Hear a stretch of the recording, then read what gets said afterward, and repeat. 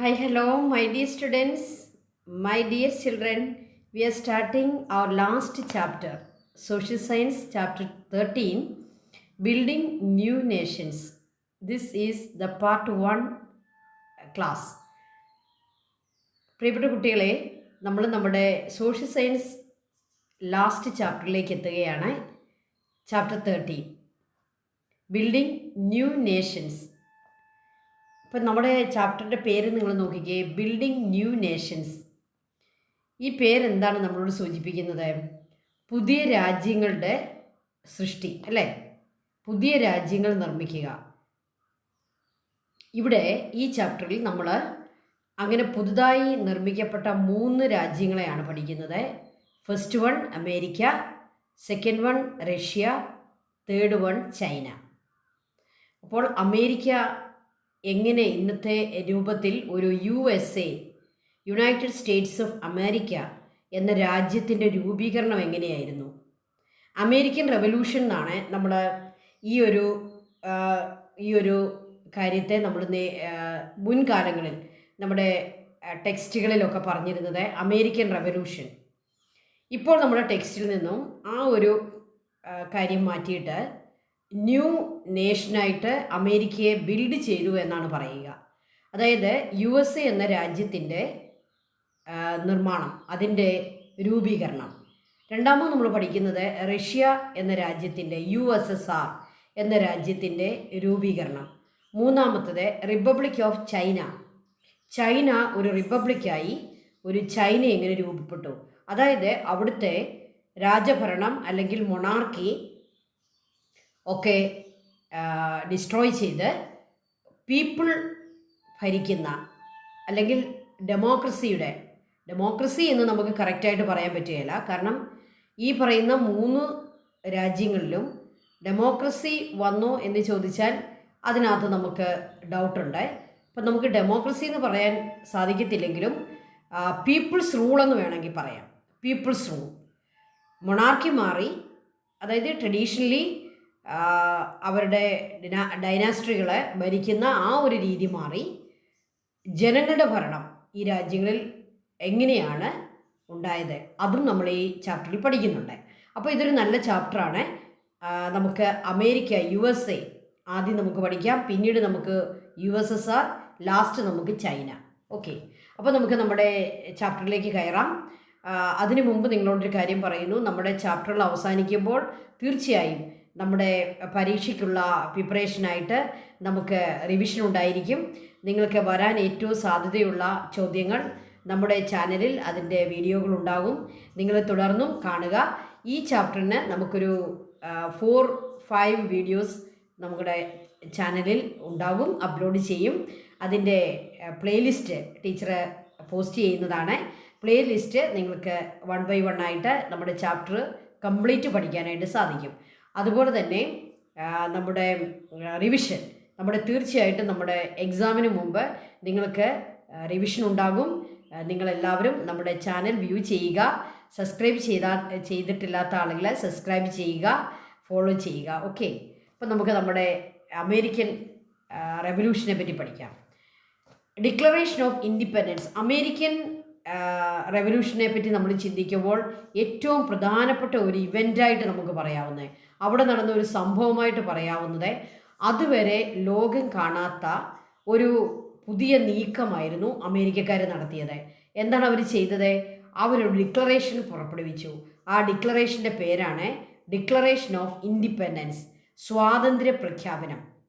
18th century കണ്ട ഏറ്റവും പ്രധാനപ്പെട്ട ഒരു ഡിക്ലറേഷനായിരുന്നു ഈ ഡിക്ലറേഷൻ ഓഫ് ഇൻഡിപെൻഡൻസ്.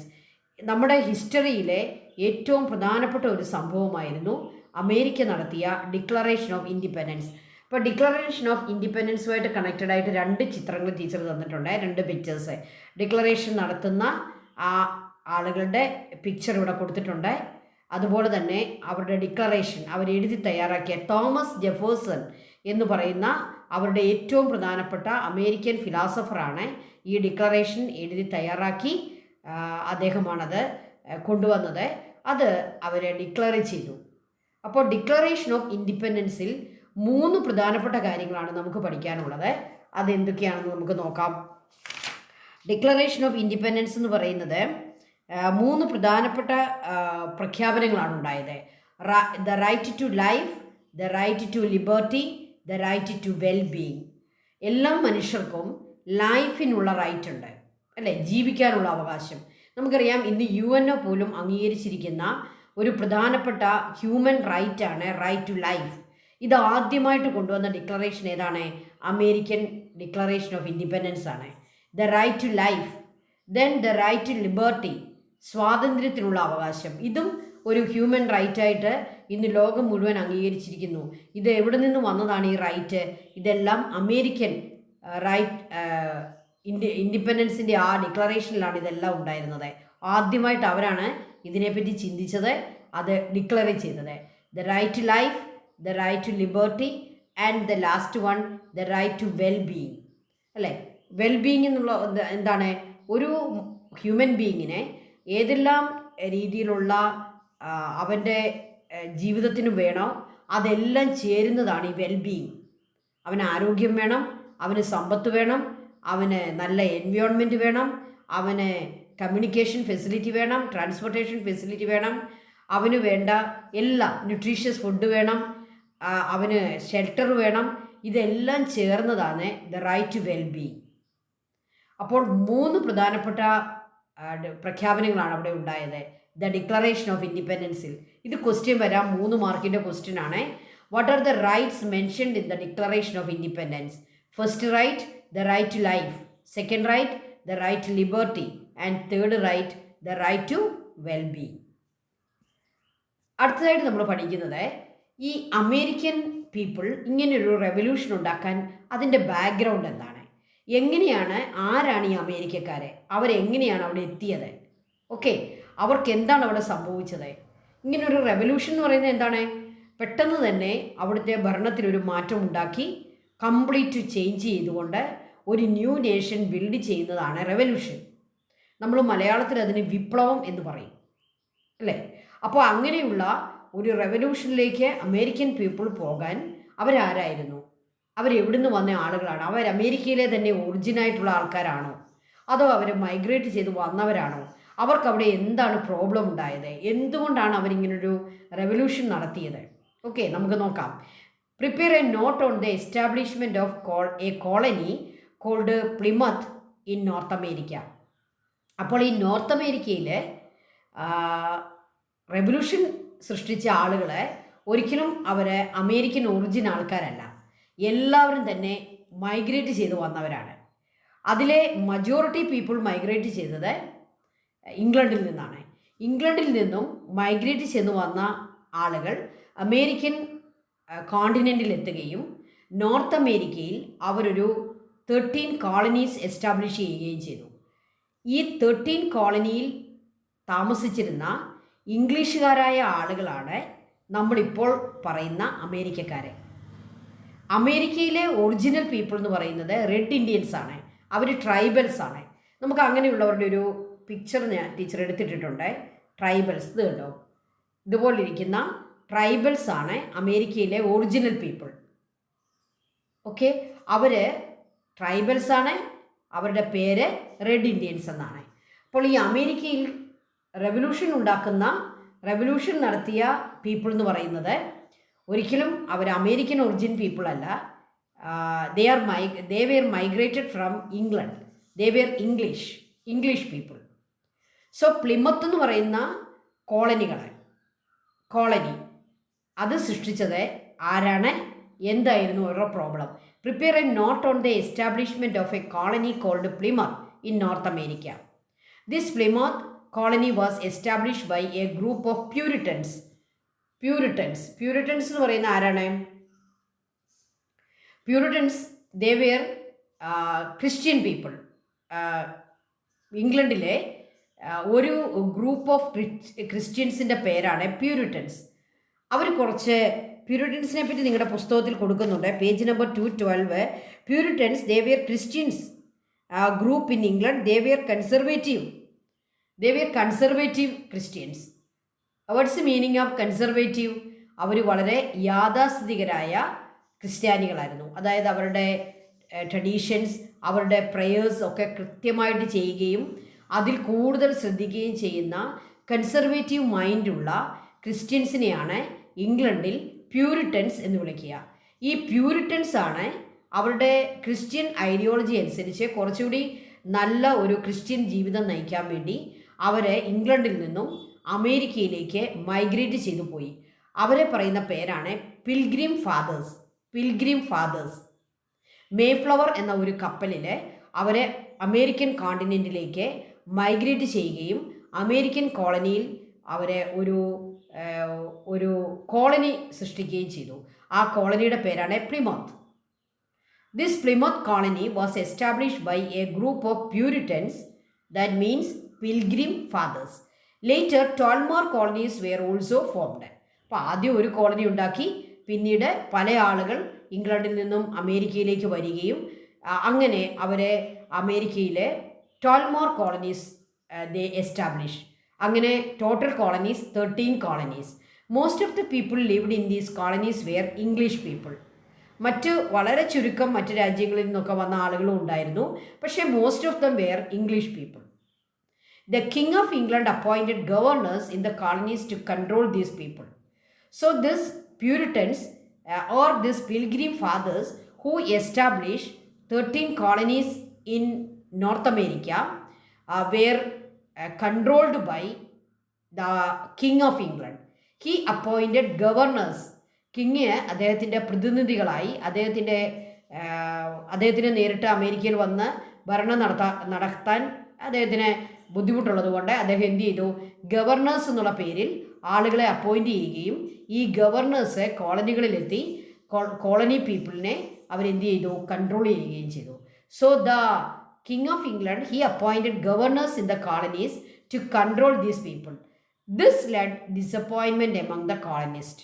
കോളനിസ്റ്റുകൾക്ക് ഇത് വലിയ ഡിസപ്പോയിൻമെൻ്റ് ആയിരുന്നു. കാരണം എന്താണ്, അവർ അവിടെ നിന്നും ഇംഗ്ലണ്ടിൽ നിന്നും മൈഗ്രേറ്റ് ചെയ്ത് അമേരിക്കയിൽ വരികയും അമേരിക്കയിൽ അവർ വളരെ ഹാർഡ് വർക്ക് ചെയ്ത് 13 കോളനീസ് എസ്റ്റാബ്ലിഷ് ചെയ്യുകയും അവിടെ കൃഷിയും മറ്റ് ഇൻഡസ്ട്രിയും ഒക്കെ ആരംഭിച്ച് അവരവിടെ വളരെ ഹാർഡ് വർക്ക് ചെയ്ത് ജീവിക്കുകയും ചെയ്യുമ്പോൾ അവരെ കൺട്രോൾ ചെയ്യാൻ വേണ്ടി കിങ് ഓഫ് ഇംഗ്ലണ്ട് ഗവർണേഴ്സിനെ അപ്പോയിൻറ്റ് ചെയ്യുകയും കിങ് ഓഫ് ഇംഗ്ലണ്ടിൻ്റെ കൺട്രോളിൽ അവരുടെ ലോ അനുസരിച്ചുകൊണ്ട് ജീവിക്കുകയും ചെയ്യേണ്ടി വന്നപ്പോൾ ധാരാളം പ്രശ്നങ്ങൾ അവർക്കുണ്ടായി.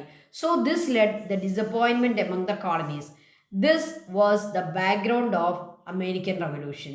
അപ്പോൾ അമേരിക്കൻ റവല്യൂഷൻ്റെ കാരണം അമേരിക്കയിലേക്ക് മൈഗ്രേറ്റ് ചെയ്തു പോയ ഈ പിൽഗ്രിം ഫാദേഴ്സിനെ അല്ലെങ്കിൽ ഈ ഇംഗ്ലീഷ് ആൾക്കാരെ അവരെ സ്വതന്ത്രമായിട്ട് ജീവിക്കാൻ അനുവദിച്ചിരുന്നെങ്കിൽ ഒരിക്കലും അമേരിക്കൻ റവല്യൂഷൻ ഉണ്ടാവുമായിരുന്നില്ല.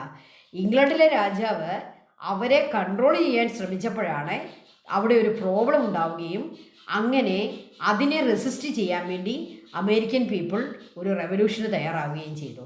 അപ്പോൾ അതാണ് അമേരിക്കൻ റെവല്യൂഷൻ്റെ അതിൻ്റെ ഒരു ബാക്ക്ഗ്രൗണ്ട് എന്ന് പറയുന്നത്. The control by the king of England for this American people. 13 colonies established by Pilgrim Fathers. ഈ ആദ്യമായിട്ട് അമേരിക്കയിലേക്ക് വന്ന ആ പിൽഗ്രിം ഫാദേഴ്സ് അവർ പ്യൂരിറ്റൻസ് ആയിരുന്നു. ഈ പിൽഗ്രിം ഫാദേഴ്സ് 13 colonies ആണ് എസ്റ്റാബ്ലിഷ് ചെയ്തത്. ആ കോളനികളുടെ പേരുകളാണ് ഇവിടെ കൊടുത്തിരിക്കുന്നത്. അമേരിക്കയിലെ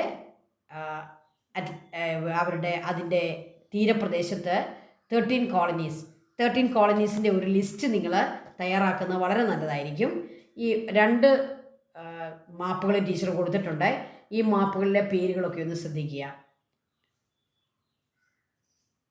okay, New York, Pennsylvania, New Jersey, Delaware, Maryland, Virginia, North Carolina, then South Carolina, Georgia.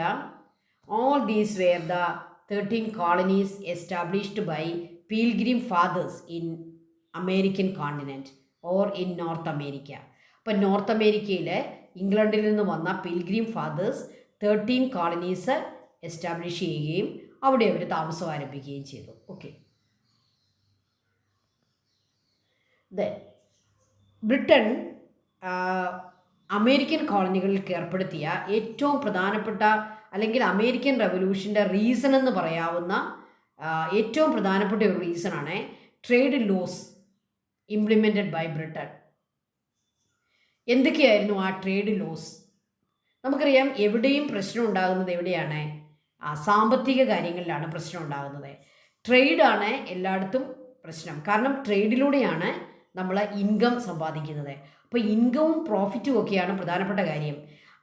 ഈ ബ്രിട്ടനിലെ രാജാവ് അമേരിക്കൻ കോളനികളെ കൺട്രോൾ ചെയ്തത് തന്നെ എന്തിനാണ്? അമേരിക്കൻ കോളനികളിൽ വളരെ വലിയ വ്യവസായങ്ങളും കൃഷിയുമൊക്കെ നടക്കുന്നു, അവിടെ ട്രേഡ് നടക്കുന്നു. അതിൽ നിന്നും അദ്ദേഹത്തിന് ഒരു ടാക്സ് ലഭിച്ച് അദ്ദേഹത്തിൻ്റെ ശേഖരത്തിലേക്ക് അല്ലെങ്കിൽ ട്രഷറിയിലേക്ക് പണം വരണം, അല്ലേ? അതിനുവേണ്ടിയാണ് അമേരിക്കക്കാരെ അദ്ദേഹം എന്ത് ചെയ്യുന്നത്? കൺട്രോൾ ചെയ്യുന്നത്. അപ്പോൾ ഈ കൺട്രോളിൽ ഏറ്റവും പ്രധാനപ്പെട്ട ഒരു കൺട്രോളായിരുന്നു trade laws. Goods from colonies to colonies could only be transported on the British ships or on the ships of the colonies. British ഷിപ്പുകൾ ഉപയോഗിച്ചോ കോളനികളുടെ ഷിപ്പ് ഉപയോഗിച്ചോ മാത്രമേ goods from colonies to colonies, from and to, അതായത് കോളനികളിൽ നിന്ന് goods കൊണ്ടുപോകുന്നതും കോളനികളിലേക്ക് goods കൊണ്ടുവരുന്നതും രണ്ടും transport ചെയ്യാൻ ബ്രിട്ടീഷ് ഷിപ്പുകളോ കോളനികളുടെ ഷിപ്പുകളോ മാത്രമേ ഉപയോഗിക്കാവൂ. മറ്റ് രാജ്യങ്ങളുടെ ഷിപ്പുകൾ അമേരിക്കൻ കോളനിക്കാർ ഉപയോഗിക്കാൻ പാടില്ല. That was the first law. They had to use the ships of Britain or the ships of colonies for transporting their goods. Second law, goods such as wool, tobacco and ship sails could be sent to Europe via England only. Goods from Europe could only be transported via England only. അതായത് ഇംഗ്ലണ്ടിലേക്ക് കൊണ്ടുവരുന്നതും ഈ American കോളനികളിലേക്ക് goods എത്തിക്കുന്നതും, പ്രത്യേകിച്ച് wool, tobacco, ship sail, all these could be send through England only. അപ്പോൾ യൂറോപ്പിലേക്ക് ഇവരേത് സാധനം വിറ്റാലും ഇംഗ്ലണ്ടിലൂടെ മാത്രമേ കൊണ്ടുപോകാൻ പാടുള്ളൂ. എന്തിനാണ് അതൊക്കെ ചെയ്യുന്നത്? ഇമ്പോർട്ട് ടാക്സ്, എക്സ്പോർട്ട് ടാക്സ് ഇതെല്ലാം ഇംഗ്ലീഷുകാർക്ക് കിട്ടണം, ഇംഗ്ലണ്ടിന് ലഭിക്കണം. അതുകൊണ്ട് അങ്ങനെ ഒരു ലോയും കൂടി ഇതിനകത്ത് അവർ ഇംപ്ലിമെൻ്റ് ചെയ്തു. Goods such as wool, tobacco and ship sail could be send to Europe via England only. ഇംഗ്ലണ്ടിലൂടെ യൂറോപ്പിൻ്റെ മറ്റു ഭാഗങ്ങളിലേക്ക് കൊണ്ടുപോകാം. ഇപ്പം നമുക്കറിയാം, യൂറോപ്പിൽ മറ്റ് രാജ്യങ്ങളുണ്ട്, ഇംഗ്ലണ്ട് മാത്രമല്ല. ഫ്രാൻസ്, സ്പെയിൻ, ഇറ്റലി, ധാരാളം രാജ്യങ്ങൾ യൂറോപ്പിലുണ്ട്. ഈ യൂറോപ്പിലേക്ക് അമേരിക്കക്കാർക്ക് സാധനങ്ങൾ കൊടുക്കാം, സാധനങ്ങൾ അവിടെ നിന്ന് കൊണ്ടുവരാം. പക്ഷേ ഇതെല്ലാം ഏത് ത്രൂ പോകണം? ഇംഗ്ലണ്ടിൽ ത്രൂ പോകണം, വയ ഇംഗ്ലണ്ട് ഉള്ളി. Goods from Europe could be only B transported വയ ഇംഗ്ലണ്ട് ഉള്ളി. അപ്പോൾ അമേരിക്കക്കാർ ഇപ്പോൾ ഫ്രാൻസിൽ നിന്ന് സാധനം മേടിച്ചു, അത് ഫ്രാൻസിൽ നിന്ന് നേരിട്ട് അമേരിക്കയിലേക്ക് കൊണ്ടുപോകാൻ പാടില്ല. പകരം എങ്ങനെ കൊണ്ടുപോകണം? ഫ്രാൻസിൽ നിന്നും ആദ്യം അത് ഇംഗ്ലണ്ടിലെത്തിക്കുക, ഇംഗ്ലണ്ടിൽ നിന്നും അമേരിക്കയിലേക്ക് കൊണ്ടുപോവുക. അതുപോലെ അമേരിക്കൻ കോളനികൾ സ്പെയിൻ ഒരു സാധനം കൊടുക്കുന്നുണ്ടെങ്കിൽ അത് ആദ്യം എവിടെ എത്തിക്കണം? ആദ്യം ഇംഗ്ലണ്ടിൽ എത്തിക്കണം, പിന്നീട് സ്പെയിനിലേക്ക് കൊണ്ടുപോകണം. That is the law. Then the Stamp Act of 1765 insisted that deeds of will, legal documents and pamphlets be marked with a fixed value stamp. An additional tax was imposed to recoup the cost of protecting the colonies from French attack. അപ്പോൾ ഒരു stamp ആക്റ്റും ഈ Britain implement ചെയ്തു. എന്താണ് stamp act? എല്ലാ ഡീഡ്സിലും, ഇവർ import ചെയ്താലും export ചെയ്താലും ഭൂമി വാങ്ങിയാലും ഭൂമി കൊടുത്താലും ഏതൊരു ഡീഡ് നടത്തിയാലും ലീഗൽ ഡോക്യുമെൻറ്റ്സ്, പാംഫ്ലെറ്റ്സ്, വില്ല് എവിടെയും ബ്രിട്ടൻ്റെ സ്റ്റാമ്പ്, സീല് ഇംപ്ലിമെൻ്റ് ചെയ്യണം, ഫിക്സ് ചെയ്യണം.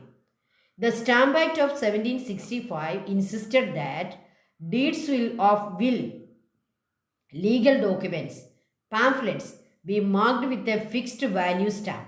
ഇപ്പോൾ എവിടെയും സ്റ്റാമ്പ് അടിക്കണം. നമുക്കറിയാം, ഇന്നും നമ്മുടെ രാജ്യത്ത് ഏതൊരു ലീഗലായിട്ടുള്ള ഒരു ട്രാൻസാക്ഷൻ നടത്തുമ്പോഴും നമ്മൾ സ്റ്റാമ്പ് ചെയ്യും, അല്ലേ? സ്റ്റാമ്പ് ചെയ്യും. അപ്പോൾ അങ്ങനെ ഒരു സ്റ്റാമ്പിങ് അവർ ഇംപ്ലിമെൻറ്റ് ചെയ്തു. എന്താണ് ഈ സ്റ്റാമ്പിങ് ഇംപ്ലിമെൻറ്റ് ചെയ്യാനുള്ള കാരണം? ഓരോ പ്രാവശ്യവും സ്റ്റാമ്പ് ചെയ്യുമ്പോൾ ഒരു പർട്ടിക്കുലർ മണി ഇംഗ്ലണ്ടിൽ ലഭിക്കും. സ്റ്റാമ്പ് ചെയ്യുമ്പോഴെല്ലാം അവർക്ക് പണം ലഭിക്കും. അപ്പോൾ സ്റ്റാമ്പ് വെറുതെയല്ല, അതിനൊരു വാല്യൂ ഉണ്ട്. ആ വാല്യൂ ഇംഗ്ലണ്ടിൻ്റെ ട്രഷറിയിലേക്ക് ലഭിക്കും. അതിനായി അമേരിക്ക നടത്തുന്ന ഏതൊരു ലീഗൽ ആക്ഷനും, ലീഗൽ ഡോക്യുമെൻറ്റ്സിലും, ഡീഡ്സ് ഓഫ് വില്ലിലും അതുപോലെ തന്നെ പാംഫ്ലെറ്റ്സുകളിലും ഫിക്സ് ചെയ്യാനായിട്ട് ഒരു സ്റ്റാമ്പ് ഏർപ്പെടുത്തി. An additional tax was impose to recoup the cost of protecting the colonies from French attack. ഫ്രഞ്ചുകാരുടെ ഫ്രാൻസിൻ്റെ അറ്റാക്കിൽ നിന്നും 13 കോളനീസിനെ ഇംഗ്ലീഷുകാരെ അവർ രക്ഷിക്കുന്നത് കൊണ്ട് അതിനായിട്ട് ഒരു അഡീഷണൽ ടാക്സ് കൂടി ഇമ്പോസ് ചെയ്തു. They imposed an additional tax for the protection they gave to the American colonies from French attack. Okay, അപ്പോൾ ഇതായിരുന്നു ലോസ് ഇംപ്ലിമെൻറ്റഡ് ബൈ ബ്രിട്ടൻ. നിങ്ങൾക്ക് എന്ത് തോന്നുന്നു? ഇതെല്ലാം ഇൻജസ്റ്റിസ് ആണ്. അമേരിക്കൻ കോളനികൾക്ക് അവർക്കിഷ്ടമുള്ള രാജ്യങ്ങൾക്ക് സാധനങ്ങൾ സെല്ല് ചെയ്യാനോ ഇഷ്ടമുള്ള രാജ്യങ്ങളിൽ നിന്നും അവർക്ക് വേണ്ട ഗുഡ്സ് അവർക്ക് ബൈ ചെയ്യാനോ സാധിച്ചിരുന്നില്ല. എല്ലാം ഇംഗ്ലണ്ടിൻ്റെ കൺട്രോളിലായിരുന്നു നടന്നിരുന്നത്. അതിൻ്റെ കാരണം എന്താണ്? ഇമ്പോർട്ടിനും എക്സ്പോർട്ടിനും സ്റ്റാമ്പിനും എല്ലാം അവർ ടാക്സ് വാങ്ങിയിരുന്നു. ഇത് അമേരിക്കൻ കോളനികൾക്ക് വലിയ നഷ്ടമുണ്ടാക്കി. ഓക്കെ, അപ്പോൾ അത് അമേരിക്കൻ റവല്യൂഷൻ്റെ രണ്ടാമത്തെ റീസണായിട്ട് മാറി. The trade laws implemented by Britain. ഈ ട്രേഡ് ലോസുമായിട്ട് ബന്ധപ്പെട്ട് നടന്ന ഒരു സംഭവമാണ് ബോസ്റ്റൺ ടീ പാർട്ടി. അമേരിക്കൻ സാധനങ്ങളുമായിട്ട് ബ്രിട്ടൻ്റെ കപ്പൽ വരികയും അതിനകത്ത് ടീ അടങ്ങിയ വലിയ പാക്കറ്റുകളായിരുന്നു. ഈ പാക്കറ്റുകൾ അമേരിക്കൻ കോളനിക്കാർ അവരുടെ ഇംഗ്ലീഷ് രാജാവിനോടുള്ള അവരുടെ പ്രൊട്ടസ്റ്റിൻ്റെ ഭാഗമായിട്ട് അവരെ അത് കടലിലേക്ക് എറിഞ്ഞ് നശിപ്പിക്കുകയും ചെയ്തു. അപ്പോൾ ടീ എറിഞ്ഞ് നശിപ്പിച്ച ഒരു സംഭവമായതുകൊണ്ടാണ്, ബോസ്റ്റൺ തുറമുഖത്ത് നടന്ന സംഭവമായതുകൊണ്ട് ഇത് ചരിത്രത്തിൽ അറിയപ്പെടുന്നത് ബോസ്റ്റൺ ടീ പാർട്ടി എന്നാണ്. ബോസ്റ്റൺ ടീ പാർട്ടി അത് ഏതിനോടുള്ള ഒരു പ്രൊട്ടസ്റ്റ് ആയിരുന്നു? ഈ laws implemented by British on import and export. Okay, the main reasons for American revolution. ഇതൊരു മെയിൻ ക്വസ്റ്റ്യൻ ആണ്. The main reasons for American revolution. American റവല്യൂഷൻ്റെ പ്രധാനപ്പെട്ട റീസൺസ് എന്തൊക്കെയാണ്? First one, colonial control. നമ്മൾ ഓർക്കുന്നുണ്ട്, ഇംഗ്ലീഷ് രാജാവ് ഒരു ഗവർണറെ അമേരിക്കൻ കോളനിയിലേക്ക് അപ്പോയിൻറ്റ് ചെയ്യുകയും അവരെ കൺട്രോൾ ചെയ്യുകയും ചെയ്തു. അത് വലിയ ഡിസപ്പോയിൻമെൻ്റ് ഉണ്ടാക്കി. അപ്പോൾ ഒന്നാമത്തെ റീസൺ അത് തന്നെയാണ്, colonial control. Second one, trade control. Trade control നമ്മൾ കണ്ടു ഏതെല്ലാം രീതിയിലാണ് അവർ ലോസ് ഇംപ്ലിമെൻറ്റ് ചെയ്തത്. മൂന്നാമത്തെ റീസണായിട്ട് പറയുന്നത് the exploitation by imposing huge tax. The British king he impose huge tax to the American colonies and exploit American colonies. അപ്പോൾ ഈ എക്സ്പ്ലോയിറ്റേഷനാണ് അമേരിക്കൻ റവല്യൂഷൻ്റെ third reason. And the fourth reason, the colonist fear of the French disappeared as a result of the 7-year war. അവിടെ ഒരു 7-year war ഉണ്ടാവുകയും, നമുക്ക് അതിൻ്റെ details ഒന്നും പഠിക്കാനില്ല. 7-year വാറിലെ ഫ്രഞ്ചുകാരെ ഒരു മെയിൻ വാർ നടത്തിയ ഒരു ഗ്രൂപ്പായിരുന്നു. അങ്ങനെ ഫ്രഞ്ചുകാരെ മൊത്തത്തിൽ അവർ ഭൂമിയിൽ നിന്നും ഡിസപ്പിയർ ആകും, ഫ്രാൻസ് നശിച്ചു പോകും എന്നുള്ള ഒരു ഭയം അമേരിക്കൻ കോളനികൾക്കുണ്ടായി. കാരണം ഇംഗ്ലണ്ടിനോട് അവർക്ക് ഏതെങ്കിലും തരത്തിൽ റെസിസ്റ്റ് ചെയ്യണമെങ്കിൽ ഫ്രാൻസിൻ്റെ ഒരു അസിസ്റ്റൻസ് വേണം. അപ്പോൾ ഫ്രാൻസ് ഉണ്ടെങ്കിൽ മാത്രമേ അമേരിക്കൻ കോളനികൾക്ക് ഇംഗ്ലീഷുകാരോട് നേരിടാൻ പറ്റൂ എന്നവർക്കറിയാമായിരുന്നു. അതുകൊണ്ട് തന്നെ ഫ്രാൻസിന് എന്തെങ്കിലും സംഭവിക്കുമോ എന്ന ഒരു ഫിയർ അമേരിക്കയിലെ കോളനിസ്റ്റുകളുടെ ഇടയിലുണ്ടായി. ഈ ഫിയറ് അവർ പെട്ടെന്ന് തന്നെ ഒരു അമേരിക്കൻ റവല്യൂഷനിലേക്ക് നയിച്ചു. The colonist fear of the French disappeared as a result of the 7-year war. The military experience gained as a result of participating in a war. 7-year വാറിലെ അമേരിക്കൻ കോളനികളും participate ചെയ്യുകയും അതിനായി അവർ ആർമിയെയും മറ്റും set ചെയ്ത് അവർക്കൊരു military experience അതോടെ ഉണ്ടായി. അതുകൊണ്ട് ഇംഗ്ലീഷുകാരോട് ഒരു യുദ്ധത്തിന് തങ്ങൾ പ്രാപ്തരാണെന്ന് അവർക്ക് തോന്നി. അപ്പോൾ അതുവരെയും ഇംഗ്ലണ്ടിലെ രാജാവിനോട് വാർ നടത്താനുള്ള ഒരു കോൺഫിഡൻസ് അമേരിക്കൻ കോളനികൾക്കില്ലായിരുന്നു. എന്നാൽ ഈ 7-year വാറിൽ അവർ പാർട്ടിസിപ്പേറ്റ് ചെയ്തതോടുകൂടി അവർക്കൊരു മിലിറ്ററി എക്സ്പീരിയൻസ് കിട്ടുകയും ഇംഗ്ലണ്ടുമായിട്ട് ഒരു യുദ്ധത്തിന് തങ്ങൾ പ്രാപ്തരാണ്, അതിനുള്ള ഒരു പ്രാപ്തി തങ്ങൾക്കായി എന്ന് അവർക്ക് തോന്നുകയും ചെയ്തു. അതുകൊണ്ട് തന്നെ അവർ റെവല്യൂഷനെ തയ്യാറായി. Okay, the military experience gained as a result of participating in the war. Then awareness of one's own strength. American colonies they aware their own strength. American കോളനികൾ അവരുടെ സ്ട്രെങ്ത് തിരിച്ചറിഞ്ഞു. പലപ്പോഴും നമുക്കും പറ്റുന്ന എന്താണ്, നമുക്ക് പലപ്പോഴും നമുക്ക് പരാജയങ്ങൾ സംഭവിക്കുന്നത് നമ്മുടെ സ്ട്രെങ്ത് നമുക്ക് മനസ്സിലാകാതെ വരുമ്പോഴാണ്, അല്ലേ? നമുക്ക് ചില കുട്ടികൾ വിചാരിക്കുന്നത് എനിക്ക് പഠിക്കാൻ സാധിക്കുകയില്ല, ഞാൻ ജയിക്കത്തില്ല, എനിക്ക് ജയിക്കാൻ മാർക്ക് കിട്ടുകയില്ല. എന്തുകൊണ്ടാണ്? അവർക്ക് അവരുടെ സ്ട്രെങ്ത് മനസ്സിലാകുന്നില്ല. അപ്പോൾ അമേരിക്കൻ കോളനികൾ അവരുടെ സ്ട്രെങ്തിനെ പറ്റി അവെയറായി.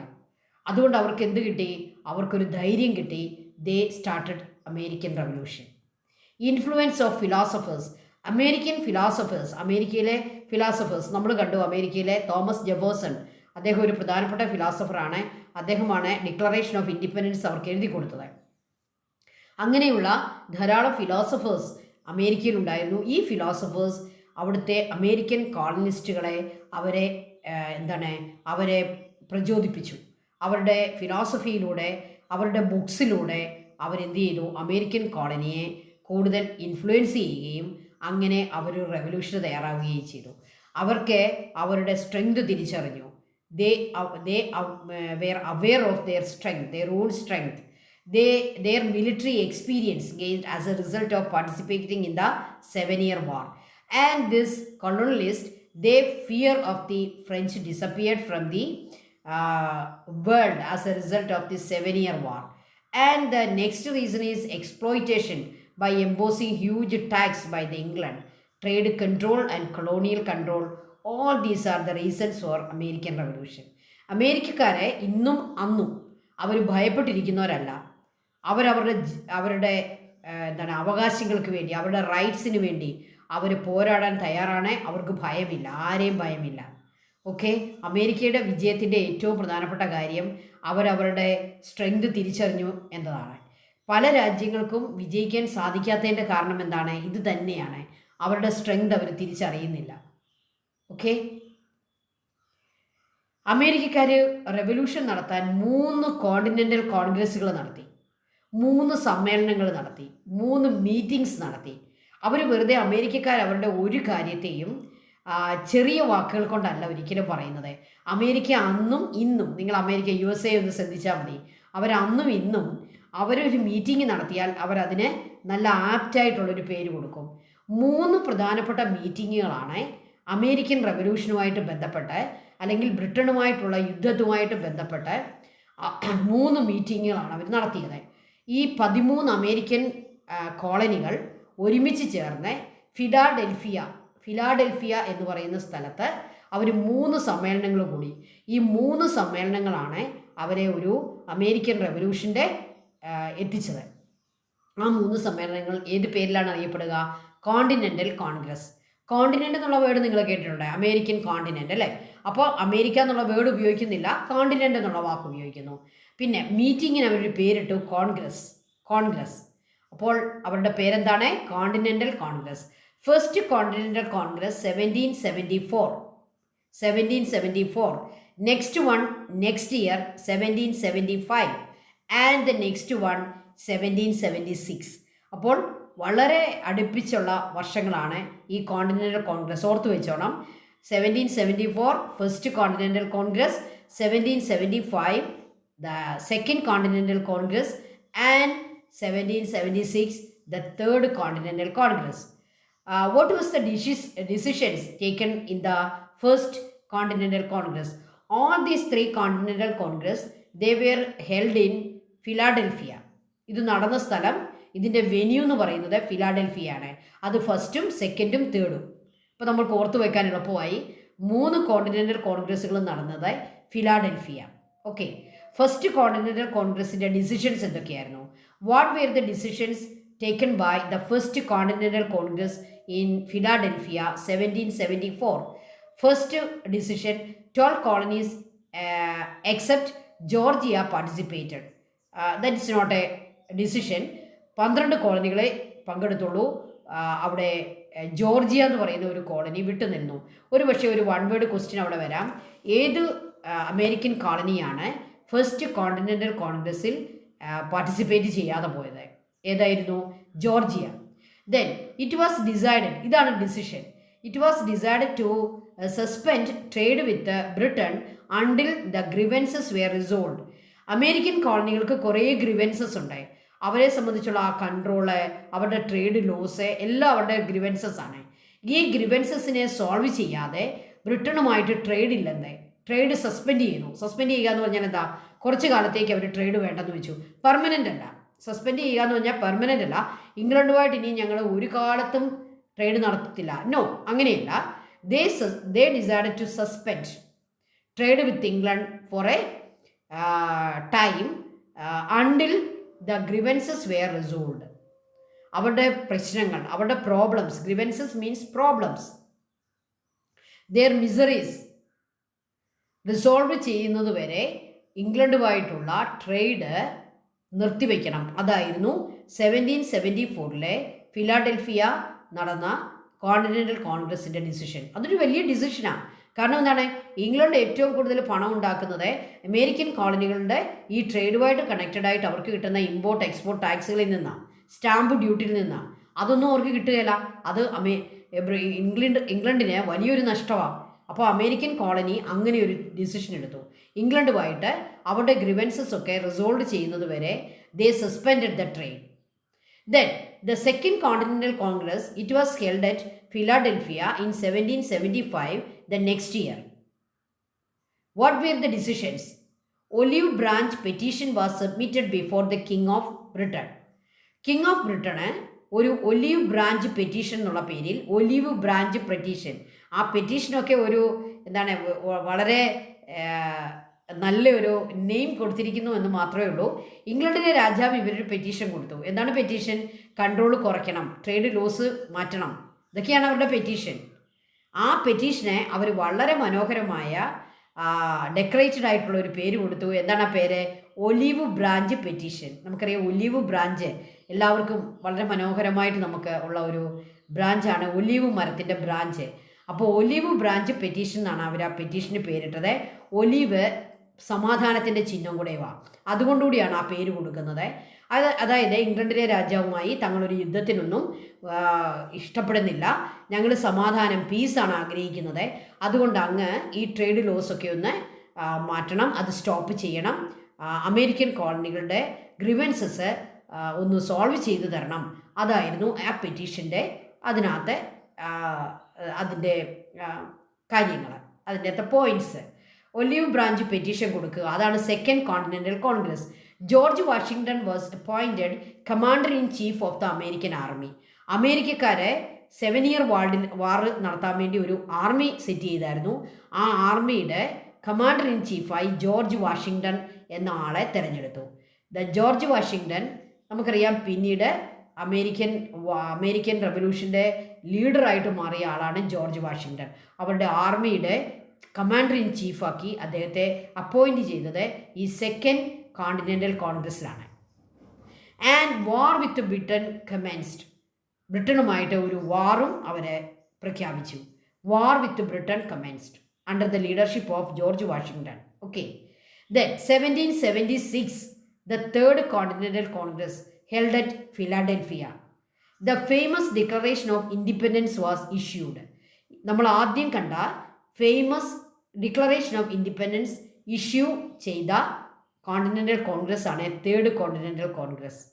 It was drafted by Thomas Jefferson. One word question ആണ്. ആരാണ് ഡിക്ലറേഷൻ ഓഫ് ഇൻഡിപെൻഡൻസ് ഡ്രാഫ്റ്റ് ചെയ്തത്? ഡ്രാഫ്റ്റ് ചെയ്യുക എന്ന് പറഞ്ഞാൽ അതിൻ്റെ മീനിങ് എന്താണ്? എഴുതി തയ്യാറാക്കുക. ആരാണ്? Thomas Jefferson. ഓക്കെ. അപ്പോൾ 1776 Thomas Jefferson Declaration of Independence എഴുതി തയ്യാറാക്കുകയും അത് തേർഡ് കോണ്ടിനെൻ്റൽ കോൺഗ്രസ്സിൽ അവർ ഡിക്ലെയർ ചെയ്യുകയും ചെയ്തു. Okay.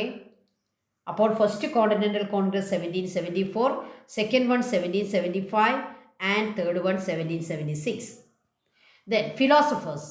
The American philosophers James Otis, Thomas Paine and John Locke. No taxation without representation. That was the famous declaration of James Otis. No taxation without representation. British പാർലമെൻറ്റിൽ American കോളനികളുടെ representatives ഇല്ല. അതുകൊണ്ട് തന്നെ ഞങ്ങൾ tax തരികയില്ല. അതായിരുന്നു James ഓട്ടീസിൻ്റെ പ്രഖ്യാപനം. No tax without representation, no taxation without representation. That means the king of England was no right to implement tax on American colonies because they have no representation in the British Parliament. That was the meaning of this announcement. No taxation without representation. Then Thomas Paine, it is prudent for the Americans to separate from England. America തീർച്ചയായും ഇംഗ്ലണ്ടിൽ നിന്നും separate ആകണം. അതായിരുന്നു Thomas പെയിനിൻ്റെ ആ ഫിലോസഫറുടെ idea, his ideology. Then John Locke എന്താണ് പറയുന്നത്? Man has certain fundamental rights, no government has the right to violate them. ഹ്യൂമൻസിന് ഫണ്ടമെൻ്റൽ റൈറ്റ്സ് ഉണ്ട്. Right to life, right to liberty, right for wellbeing. All these are fundamental rights. No government has the right to violate them. That was the opinion of John Locke, the American philosopher. So James Otis, Thomas Paine and John Locke. ഇതെങ്ങനെയായിരിക്കും നമുക്ക് question വരുന്നത്? ഇവരുടെ ഈ ഒരു ideology അല്ലെങ്കിൽ ഇവരുടെ ഈ ഒരു announcement തന്നിട്ട് ഇത് ആരാണ് ഇത് പറഞ്ഞത്? ഓക്കെ, അപ്പോൾ ആ ഫിലോസഫറെ നിങ്ങൾ ഐഡൻറ്റിഫൈ ചെയ്യാനായിട്ട് ചോദിക്കും. അപ്പോൾ നിങ്ങൾ അവരുടെ ഈ സെൻറ്റൻസുകളും അതുപോലെ തന്നെ അവരുടെ പേരും നിങ്ങൾ മാച്ച് ചെയ്ത് പഠിക്കുക. Okay, then independence of America. അമേരിക്കയുടെ ഇൻഡിപെൻഡൻസിനെ പറ്റി നമുക്ക് പഠിക്കാം. In 1781 the American army under the leadership of George Washington defeated the English army led by Cornwallis. Cornwallis നയിച്ച ഇംഗ്ലീഷ് ആർമിയെ ജോർജ് വാഷിംഗ്ടൺ നയിച്ച അമേരിക്കയുടെ ആർമി 1781 ഡിഫീറ്റ് ചെയ്തു, തോൽപ്പിച്ചു. അപ്പോൾ ഒരു യുദ്ധത്തിലൂടെയാണ് അമേരിക്കൻ റെവല്യൂഷൻ്റെ ലാസ്റ്റ് എന്ന് പറയുന്നത് എന്തായിരുന്നു? ശരിക്കും ഒരു വാറായിരുന്നു. A war between England and American colonies. In 1781 American army defeated English army led by Cornwallis. France and Spain helped American army. American ആർമിക്ക് 2 യൂറോപ്യൻ രാജ്യങ്ങളുടെ ഹെൽപ്പ് കിട്ടി, France and Spain. America and Britain signed a treaty in 1783, the treaty of Paris. Okay, അപ്പോൾ ഫ്രാൻസിലെ പാരീസിൽ അമേരിക്കയുടെ പ്രതിനിധികളും ബ്രിട്ടൻ്റെ പ്രതിനിധികളും ഒരു ട്രീറ്റി സൈൻ ചെയ്തു 1783. എന്നാണ് ഡിഫീറ്റ് ചെയ്യുന്നത്? 1781. വീണ്ടും 2 കൊല്ലം കൂടി നടന്നു. അവർ തമ്മിലുള്ള സംഘർഷങ്ങളൊക്കെ അങ്ങനെ നിലനിന്നു. വീണ്ടും അവരുടെ സമാധാനത്തിലേക്ക് വരികയാണ്. ട്രീറ്റി ഓഫ് പാരീസ് എന്നാണ് ആ സമാധാന സന്ധിയുടെ പേര്. ആ സന്ധി, ഒരു ട്രീറ്റി അമേരിക്കയും ബ്രിട്ടനും സൈൻ ചെയ്യുകയും അമേരിക്കയ്ക്ക് കംപ്ലീറ്റ് ഫ്രീഡം ലഭിക്കുകയും ചെയ്തു. In accordance with this treaty Britain accepted the independence of the 13 American colonies. ഈ ഒരു ട്രീറ്റി അനുസരിച്ച്, treaty of Paris 1783, Britain accepted the independence of 13 American colonies. America became A new nation. America ഒരു പുതിയ രാജ്യമായി മാറി. അവർക്ക് ഇൻഡിപെൻഡൻസ് ലഭിച്ചു. Okay, 1781 defeat ചെയ്തത്. 83 ഈ ട്രീറ്റി സൈൻ ചെയ്യുന്നത്.